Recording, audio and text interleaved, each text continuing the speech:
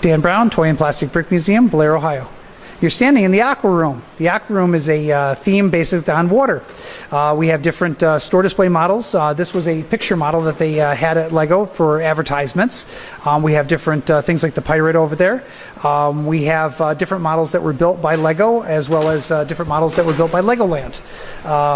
We took a kind of a themed approach again to the place. We built an aquarium, and we turned around and we got ships from a Legoland auction. The Zimcantor and the Millennium and a few of the other ships were at Legoland, and they closed that, I think it was the New England set, and they decided that they're going to do a charity auction. So it's the last one that I know of them having, and I was successful at the auction of buying a few of the boats, and here they are to this day. Okay. And yeah, that boat there, and several of these other ones are just massive. So was that just all put together when you bought that, and you just brought it right in here? Well, yeah, I had to build the crate to bring them over. That's where I met my friend Tom Mueller. I told you the story earlier, but I'll tell it again. I put a call out to the AFOL community when I was going to Legoland to turn around and pack up these models, because I'd only packed up a few of them at that point. But I've had a lot of experience at building shipping crates, so I'm pretty good at doing that. So I put a call out to the FOL community, and here comes this guy on crutches with a broken foot. I can help. So we've been lifelong friends ever since, because he was just crazy. This crazy guy comes and tries to help us with a broken foot. He actually did help, but it was kind of funny. And then we were able to get these here in a humongous shipping crate that the shipping company was laughing at us. They didn't think it would actually work, but I built a few shipping crates in my time. Okay. Made it no problem. You had some experience. I got lots of experience.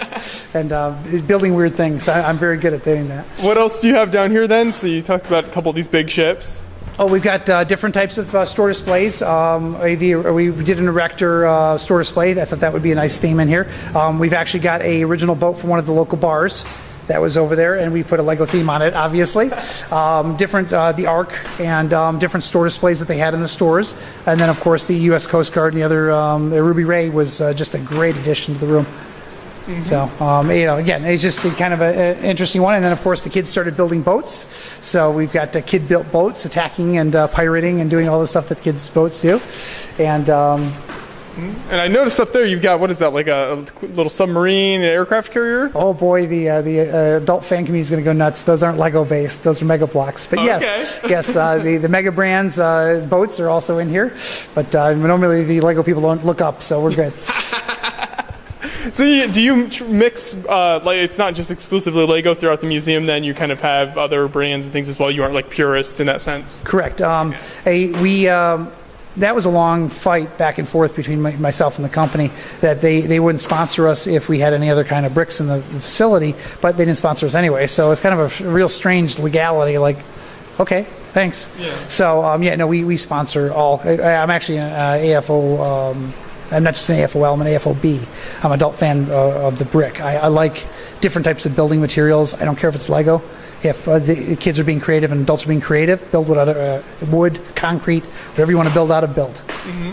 Yeah. So you kind of have that policy, just as long as it's stimulating creativity and things, then it's good. Exactly. And again, the Lego is the best quality of all the products, so they give it hands down. But I want people to just build whatever they can build with, and especially if it's toy bricks, and play with them, build, have fun. Mm-hmm.